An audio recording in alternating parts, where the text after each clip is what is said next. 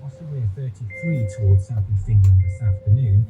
The further north you go, I suppose, in some ways, the more comfortable the weather gets. For Northern Ireland, Scotland, and Northern England too, there will be some fine spells of sunshine around, those temperatures not quite as high.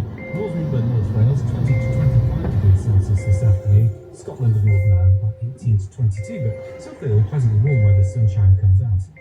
Now, overnight tonight, after such a hot day, those temperatures very slow to come down. At 11 o'clock tonight, we've still got a number of cities, particularly in England, that will have temperatures above the 20 degrees Celsius mark. So it will be uncomfortable night's sleep ahead for quite a few areas. Slightly more comfortable air for Northern England, North Wales, Northern Ireland, and Scotland, with temperatures into the teens. Tomorrow, well, we do it all again, really. A largely dry day for most areas, with pleasant sunshine and reasonable temperatures across the northern half of the UK, but another hot one, temperatures reaching the high 20s to low 30s across parts of England. Could be a few storms into the southeast late in the day. Tom. Chris, many thanks. The controversial maximum security prison impossible to escape from. Guns and Brits and sentries and sensors. The only way you get out was in a wooden box. The IRA inmate who found a way. One of the duties of a political prisoner is the escape. I'm Carlo Gabler, and I'll be navigating a path through the disturbing inside story of the biggest jailbreak in British and Irish history, hearing from both sides. Staff were terrorised, and some of them were obviously having difficulty breathing. Escape from the maze on Radio 4 and available now on BBC Sounds. This is Radio 4 on 92 to 95 FM on BBC Sounds and on your smart speaker.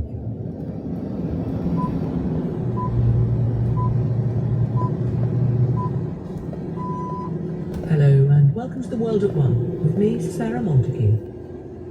A third child has died after yesterday's stabbing in Southport. It's just unimaginable what has happened, this devastating and horrific attack.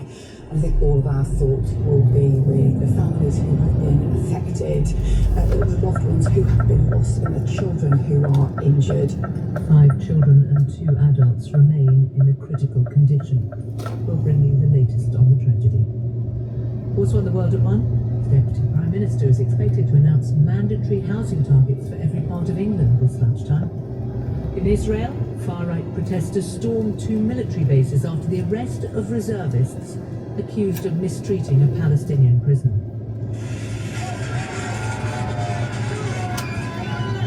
If they touch our soldiers, we'll build a shield wall. The people will rise up. Nobody can touch our soldiers. We'll assess the politics at a delicate moment for Benjamin Netanyahu's government.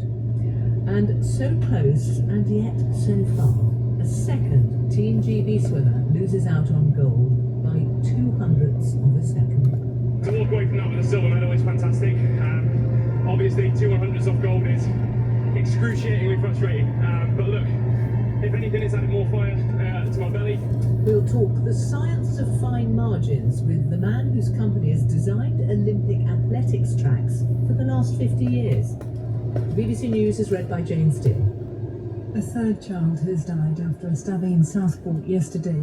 The 9-year-old girl died from her injuries in the early hours of this morning. 2 girls, aged 6 and 7, were also killed in the attack. 8 other children were stabbed and 2 adults were injured during the knife attack at a Taylor Swift-themed yoga workshop in the town. The pop star herself has paid tribute, saying the horror was washing over her continuously. Police are questioning a 17-year-old boy who was born in Cardiff to Rwandan parents. Lauren Ross reports. Flowers, teddy bears and dolls have been laid at both ends of Hart Street in Southport as grieving members of the public honour the children who died in the attack yesterday and the others being treated in hospital. One message to the families reads, "We cannot comprehend the emotions and heartbreak you must be going through right now." A handwritten poem called Hope lies beside a bunch of flowers.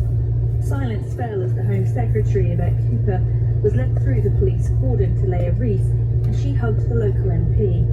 On social media, tributes are being paid to the yoga teacher Leanne Lucas, who the BBC understands was running yesterday's summer holiday dance class.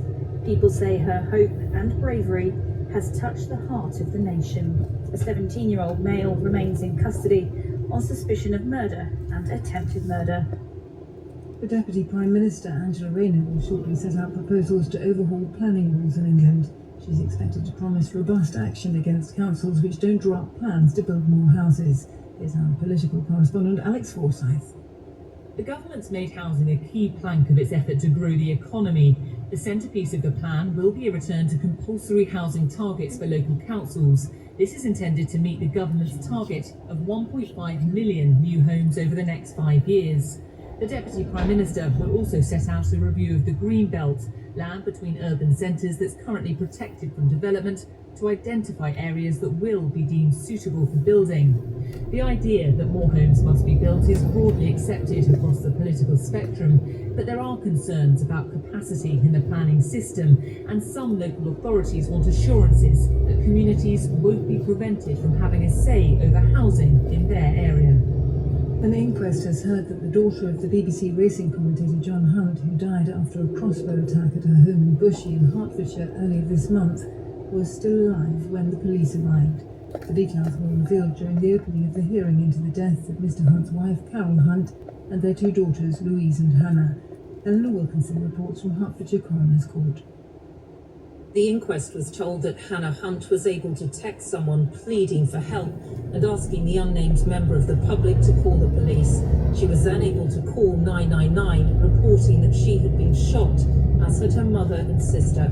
She gave her address before the call cut out. When officers arrived, they found her alive in the main doorway of the home. The hearing was told that she still had a crossbow bolt in her chest. The inquest heard that Carol Hunt died from stab wounds, while her daughters Hannah and Louise died from crossbow bolt injuries. The inquest was adjourned to allow criminal proceedings to take place. 26-year-old Carl Clifford, who was arrested on suspicion of 3 counts of murder, remains in hospital, and detectives have not yet been able to question him. The radical Islamist preacher for directing the organisation Al-Muhajiroon, which is designated as a terrorist group by the UK, and encouraging support for it through online meetings. He'll serve at least 28 years. The 57-year-old former lawyer was previously jailed in 2016 for encouraging support for the Islamic State group and released in 2018.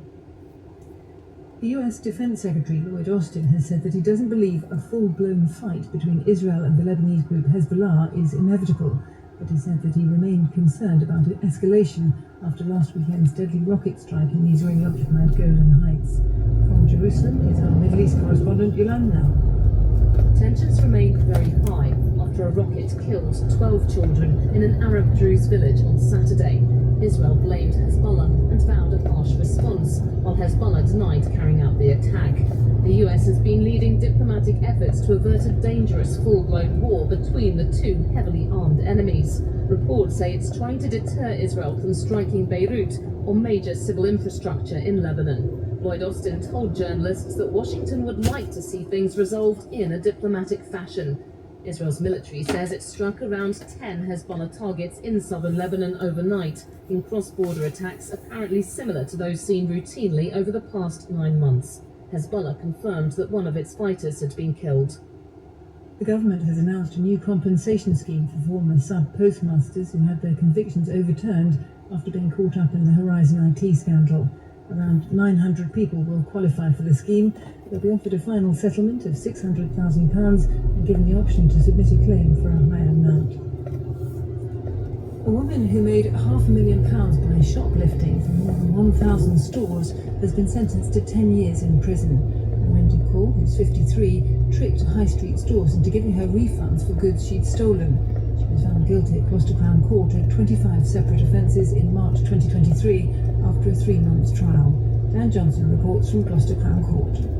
Narinder Kaur offended on a near industrial scale, the judge said, describing an extraordinary nationwide campaign of retail fraud. Over 5 years, she repeatedly stole from high street shops and then returned items to other branches to get refunds. She did it more than 1,000 times and made £500,000.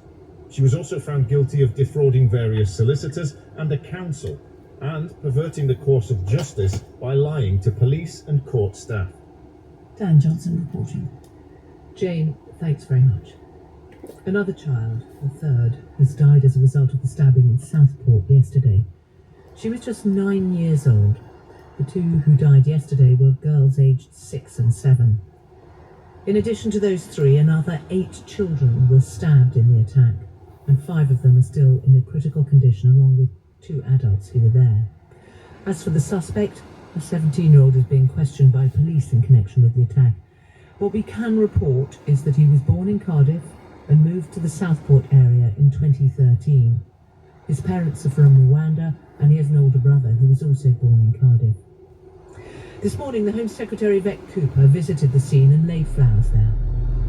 Well, I think it's just unimaginable what has happened, this devastating and horrific attack. I think all of our thoughts will be with the families who have been affected, loved ones who have been lost, and the children who are injured. And it's really important that they get all the support they need. I've been meeting with some of the first responders, the emergency services, police, fire service and paramedics who were there yesterday and who had to respond with great bravery to make sure that more lives were not lost. And I thank them for the work that they did. There is also a serious criminal investigation underway now, but everyone's thoughts will be with those injured children and just praying for them. Local residents have also been leaving flowers and cards in the area, and some spoke to the BBC this morning. This is just not representative of what Merseyside is like at all, and to hear news like this, it's just so heartbreaking. And you know, the poor parents, I can't even begin to express how I feel for them. I don't have children myself, but I work in schools, and to know that this has happened is just so close to home. I just can't even begin to imagine it. I'm just so sorry for them. Something like this that has unfolded here yesterday is what can only be described as a devastating nightmare. You know, it's so shocking. We're in a seaside town. Children should be able to enjoy their summer holidays, and the beginning of it, this tragedy has happened, and it's just so utterly, you can't describe in words how upsetting it is. The children were at a Taylor Swift-themed dance and yoga workshop. The singer released a tribute on Instagram today. Her post read, "The horror of yesterday's attack in Southport is washing over me continuously, and I'm just completely in shock. The loss of life and innocence and the horrendous trauma inflicted on everyone who was there, the families and first responders. These were just little kids at a dance class." She said, "I am at a complete loss for how to ever convey my sympathies to these families." Local charities and community groups have been coming together to support those affected. Jess works for the charity Compassion Acts. I think it's an incredibly devastating and tragic thing to have happened. You know, lots of the staff and volunteers have connections to the Heart Space. We know people who were involved. It's a very tight-knit, small community. I think we will see the community rally over the next few days. Over the next few weeks, over the next few months. It's going to take a long time to sort of process this, but I think we will come back from it. I don't think people should be afraid or frightened to visit. It's a very safe, it's a family-oriented place. It's a seaside town, so people come to retire. There are lots of families, and there is a real sense of community, and I think we will see that in the time to come, definitely. Our North of England reporter Rowan Bridge is outside Alderhay Hospital. And Rowan, what is the latest on those who are still in hospital? Yes, well, as you say, the first real update we've had since yesterday evening came within the last hour when Merseyside Police confirmed that a 9-year-old girl had died in the early hours of this morning, and that the 2 other girls who died were aged 6 and 7. They died yesterday. We know that there are 8 other children who suffered serious stab wounds in what was described as a ferocious attack by the police. 5 of those are in a critical condition, and there are 2 adults as well who also remain in a critical condition. We know that some of those children were taken here to Alderhay Hospital, where I am, and also to Manchester Children's Hospital, both of which are specialist centres for dealing with child injuries. What we don't have at the moment is any more updates on who those children are, so how old they are, what sex they are, or the nature of their injuries. But what the BBC does understand is that the woman who was running that Taylor Swift themed event is a woman called Leanne Lucas. She's 35, but at the moment the authorities haven't confirmed what her condition is. Now, I know you're at the hospital now, but you went down to the cordoned off area this morning. How is the community reacting to this? Yeah, I mean, what you have to understand is that, I mean, you've sort of heard it already, but Southport is a holiday resort. It's a seaside town, and this is a quiet residential street. And today and yesterday were both beautifully sunny days. This is the sort of weather when you would expect people to be out on the streets, kids to be playing. And what you noticed most was the silence. The only people who were there were the media and Yvette Cooper, the Home Secretary, when she turned up. And I think that just shows the sort of level of shock and the way that people are just stunned and really just trying to absorb exactly what's happened. If you go down to that cordon, you will see notes and flowers being laid there continuously through this morning. When Yvette Cooper turned up, I think what you saw was politicians can be human. You know, she went over to the scene with some flowers, laid them down, stood there for about 2 minutes, reading some of the notes that had been left, and was visibly moved by what she'd seen. And I think there's also a feeling amongst people, you can have heard that reflected in some of the comments we've just heard, that people wanting to feel that they can do something. So, for example, one bar has a note in its window saying it's donating all tips to All Day Hospital, where I am, and that they'll make a matching contribution to the air ambulance. Another one has closed its doors today to allow staff to attend the vigil that's happening this evening. And I think that vigil for people feels like a way for this sort of shocked and stunned community to come together at what really are the worst of times for them. Rowan Bridger, thank you very much. Well, let's turn to the Bishop of Liverpool, John Parambalaf. Good morning, good afternoon to you, Bishop.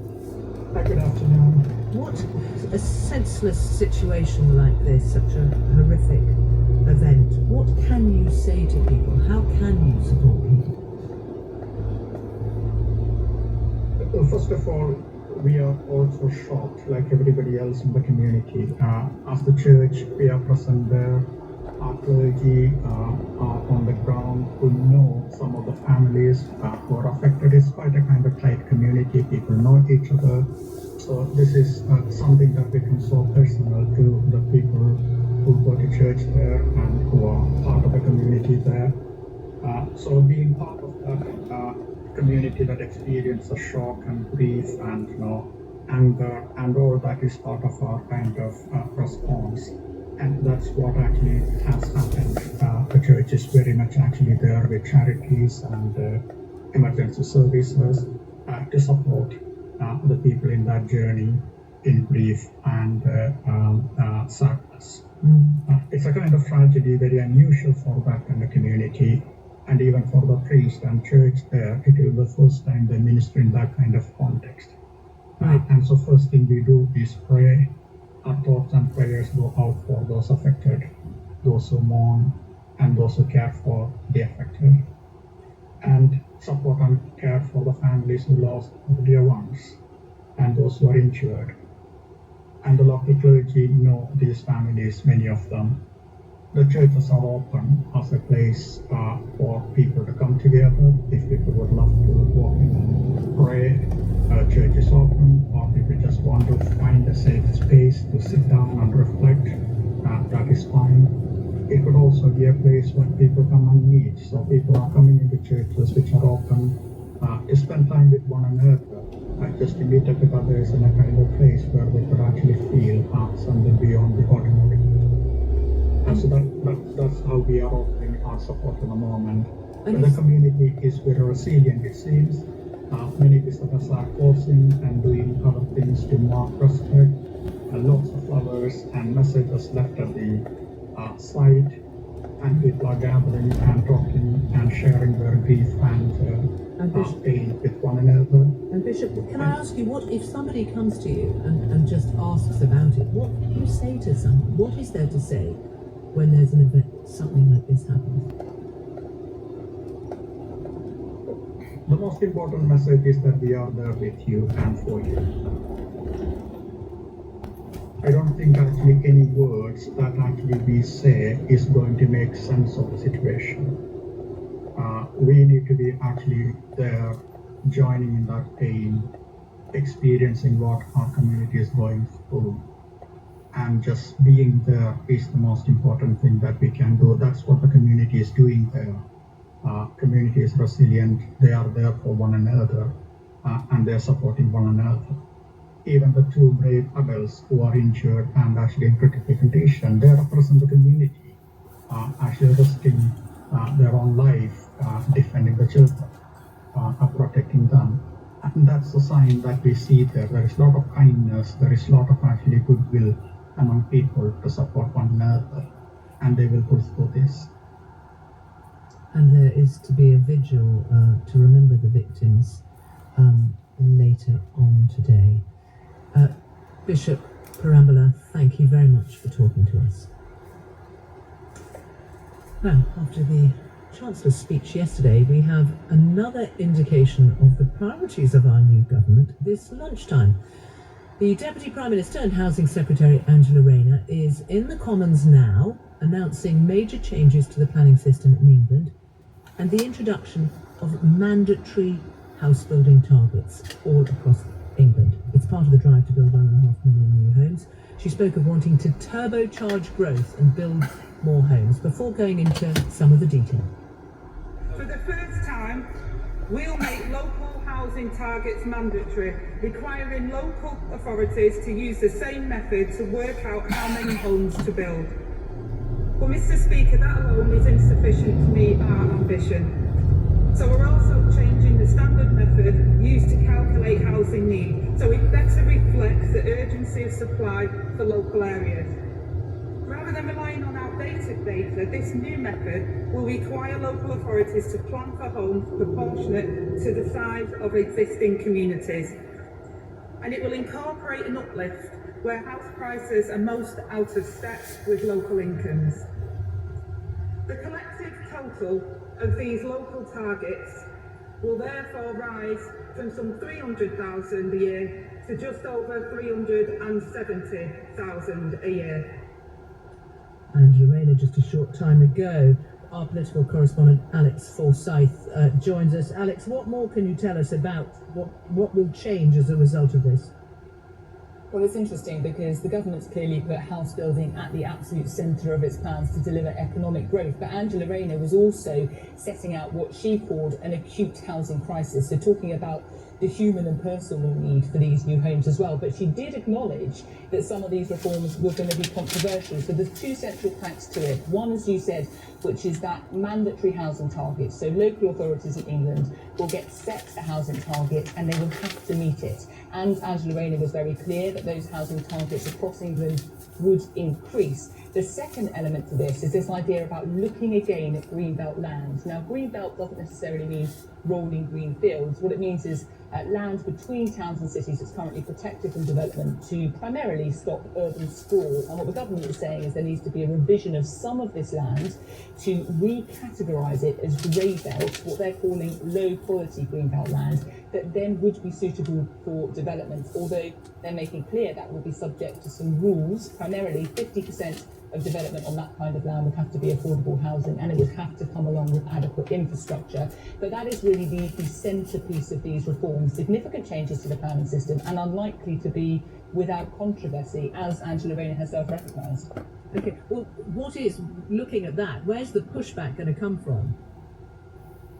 Well, when there have been housing targets before, a big problem from a local authority perspective was that they didn't like the way those housing targets were calculated. They felt that the methodology used was unfair, so it unloaded housing on expensive parts of the country and some rural areas. So I think when we get the detail of this announcement, and Angela Rayner was nodding to the fact that calculating those targets will take into account the size of communities, but also the affordability of homes, that when we get the detail of how these housing targets are calculated will be really key, because there might be some local areas that say, look, we have already had a lot of development here, we don't have the capacity for more. And then, of course, the other concern is going to be this designation of green belt or grey belt land, where there are people who do believe that the open land in between urban developments needs to be protected for its original purpose. And the government said very clearly that the urgency of what they see as the housing crisis means that local communities will have a say over how homes are built, but not if they are built. The big question mark will come as to whether or not they can get these planning changes through and then get local communities on board with what could be a very significant increase in house building. Alex, thanks very much. Well, let's turn to Eleanor Dealey. She's Joint Managing Director of the Dealey Group, a construction and property development company. Good afternoon. Good afternoon. What do you make of what you've heard so far?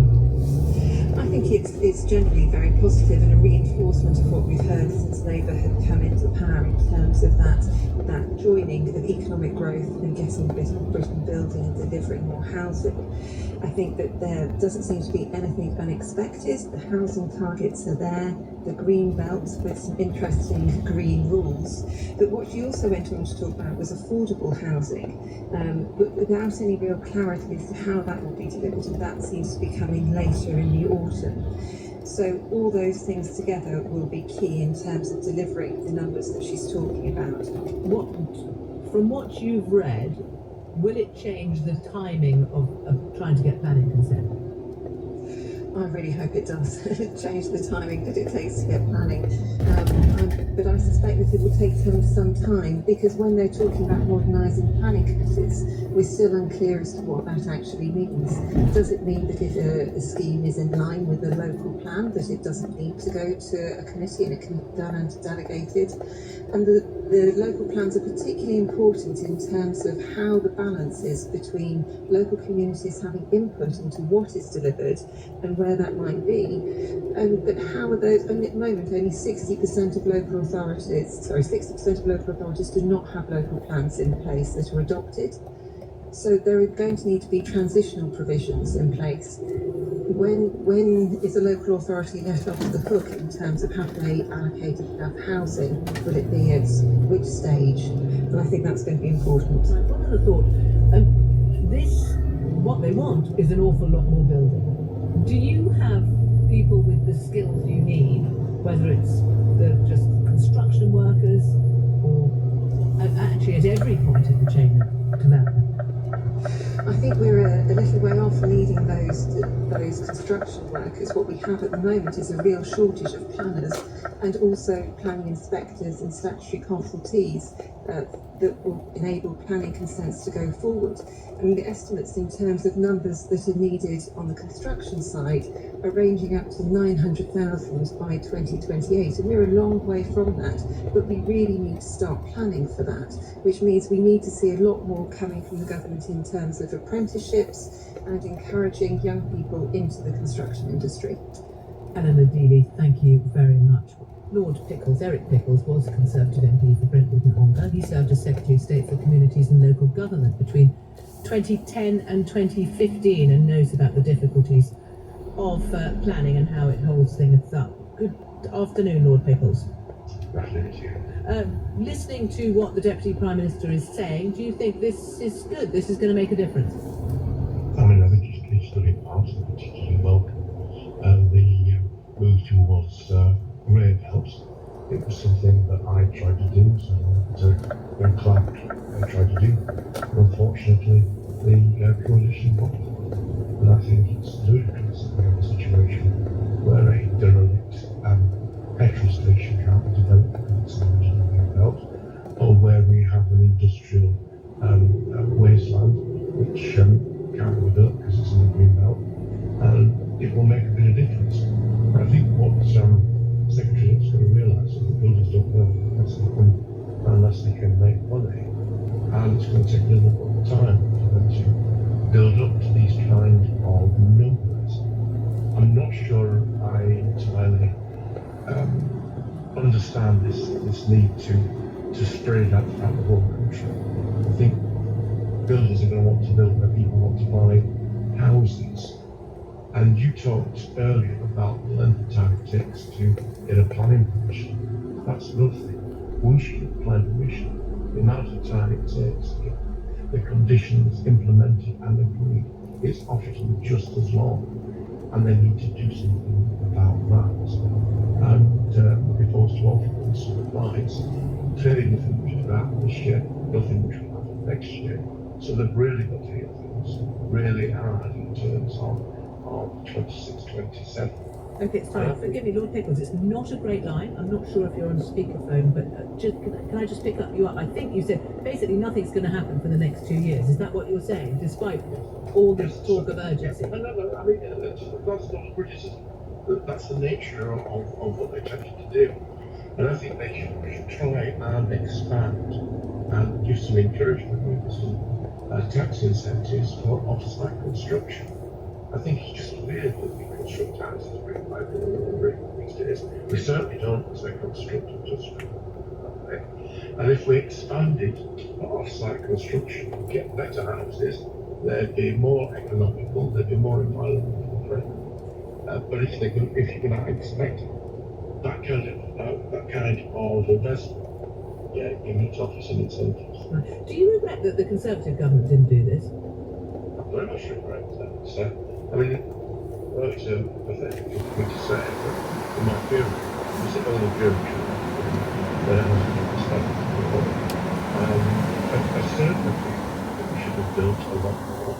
I certainly feel that we spent too much time messing around on small schemes.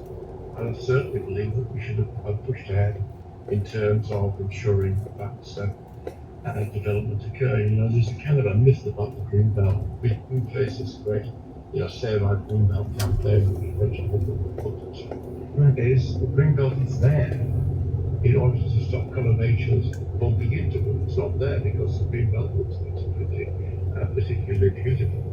And you know, we need more houses, and to build more houses, we need to give builders some certainty, because they're not going to. Yeah, sorry. No, we must leave it there, in part because it's not a great line, but we could hear enough, I think, to make out what you were saying. So thank you so much for talking to us. Now, if you want to get in touch with us, social media, our hashtag is BBCWATO for BBC Watto. Our email address, worldofone@bbc.co.uk. 3 weeks ago, a Palestinian detainee at the Israeli military camp Stay Taiman was found in such a serious condition that he had to be evacuated to hospital for surgery. Yesterday, Israeli military police raided the base and arrested 9 Israeli reservists on suspicion of sexually abusing him. The arrests have sparked fury in Israel. The country's far right, including several members of the ruling coalition, have been so enraged at the arrests that they stormed the military base in protest.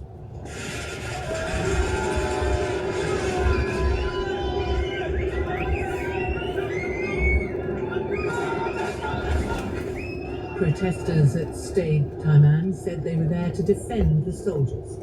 If they touch our soldiers, we'll build a shield wall. The people will rise up against the government, be it left or right or whatever. Nobody can touch our soldiers. Not the people who died defending us, not my friends who died defending us. No, we're here to let everybody know. Nobody will touch our soldiers, our brothers in arms. Well, protesters also broke into a second base where the soldiers were being questioned, and the IDF chief, Herzi Halevi, said the mass break-ins and anarchic scenes harmed the army, they harmed Israel's security, and they harmed the war effort. Anshel Pfeffer is the author of Bibi, The Turbulent Life and Times of Benjamin Netanyahu. He's also a correspondent for The Economist and the Israeli newspaper Haaretz. Anshel, good afternoon. Now, this row is reaching right into the heart of the government. Can you explain what's been going on since the storming of those bases? Well, it does seem rather bizarre. You have Israeli soldiers basically fighting or rowing with each other, not actually opening fire, at least not yet, but physically confronting each other over this attempt to arrest and question those 9 soldiers that you mentioned. You've got the members of the government turning up for this, basically a riot at the base, storming the base in a way, protesting against their own government. And then you have the government now saying, well, it wasn't the right thing to do, but because the opposition before the war held a series of noisy protests against the government, which including blocking roads, then that's the same thing. And how can you be so hypocritical to say that protests shouldn't include this kind of thing? But basically you have Israel was turning in on itself, so the government turning in on itself, the Israeli military turning in on itself, and all over the question of whether it's even legitimate to question soldiers over their conduct, over the way that they treated everything. Okay, what is it likely to mean at the heart of government? Because there are questions within that of what, of whether Itamar Ben-Gvir should be challenged and by members of the government.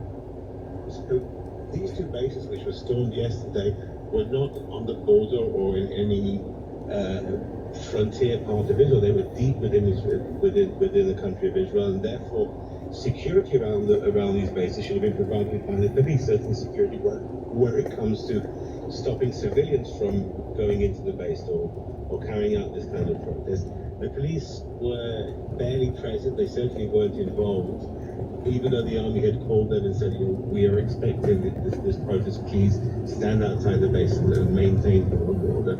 And from what we're hearing, both from the IDF and also almost directly from the defense minister in the government, is that Itamar Ben-Gvir, who is the minister in charge of police, somehow, whether by direct order or by some kind of passing on the idea of what he expects from the police force, they didn't act. As a result of that, they barely acted or acted only after hundreds had already burst into the base. So what you're seeing here is a total dysfunction of Israeli government, where the defense ministry and the national security ministry, who are in charge of the army, they are in charge of the police, are round with each other. They can't work with each other. And this is a time of war. You mentioned a time of war. A time of war, of course, that up until recently was focused solely on Gaza. We have just today the British Secretary of State, David Lammy, saying, "My message to British nationals in Lebanon is clear, leave." And that's partly because of what we are seeing, because there has been a partial response, or do we think there's a full response from the rockets that have been sent by Israel into Lebanon? Well, you're talking about the Hezbollah rocket which hit the Golan Heights and 12 children on Saturday evening, and the expectation, and that's what basically David Lammy is talking about, is that there will be an Israeli retaliation. What we've seen so far is the same kind of level of tit-for-tat strikes which were before Saturday between Israel and Hezbollah. We haven't yet seen a level of retaliation that's been expected after that massacre of 12 children on the Golan, and because the feeling or the understanding in many Western governments is Israel is going to carry out such a strike. So you see both the British government and other governments calling upon their people to leave Lebanon. Though so far it isn't at all clear that the magnitude of Israeli response is going to be one that which will pose such a threat to nationals of various countries. Thanks very much. Now, just after we go off air at 2 p.m. today, the Book Anonymous will be published, a dozen or so books that earned the prize. Perfectly timed, of course, for the summer holidays. And according to a new study, a third of adults have completely given up reading for pleasure, and the figures are even worse for 16 to 24-year-olds, for whom only a third describe themselves as regular readers. The study by the charity The Reading Agency said the reason given by most was that they did not feel represented in what they read. The next most cited reason was not having enough time, and then being distracted by social media. Kate Jacobs is a well-known book talker. The author Charlie Higson writes for young adults and asks them both about it. I'm not completely surprised. So I've seen myself as in the algorithms, there's been a little bit less demand on what I've been posting, and this, of course, just be down to the algorithms. However, I do think that a lot of things brought up around representation in books and not feeling represented in what they're reading is definitely a big problem, and I understand why that would be making it harder for a lot of younger people to get into reading. Charlie Higson, what are your thoughts? Well, I'm afraid I don't have any clever or interesting theories, but it seems to me perfectly obvious why people aren't reading as much. And that's because of smartphones. You have the universe at your fingertips. It's always been a struggle to get kids involved in reading, but when I was a kid, we had no alternatives. I think the area... Isn't there something, because the majority, 39%, said they don't feel represented in reading materials. And in a way, if you could provide something to compete, or if authors could provide, I'm not going to put it all on you, Charlie, provide something to compete with social media, not least with a book that they pick up and they recognise themselves in. Well, certainly, when I was a kid, the last thing I wanted was to read a book that represented somebody like me. I had no interest in reading about an ordinary middle-class schoolboy going about their daily life. And people I've spoken to before doing this, they said, no, I don't read books to see myself. I just read books to get inside the minds and feelings of other people and their experiences. I tried I did a series of books about a group of kids. And it was a very diverse group, and I tried to make it as inclusive as possible, but I didn't advertise it as that. I advertised it as a bunch of kids fighting zombies. And that's what gets them reading. Kate Jacobs, what do you? I mean, you must see this. I mean, people are presumably distracted by you on TikTok, but you are trying to redirect them to books. Yeah, I think there's definitely something to say about technology being a distraction and, shortening attention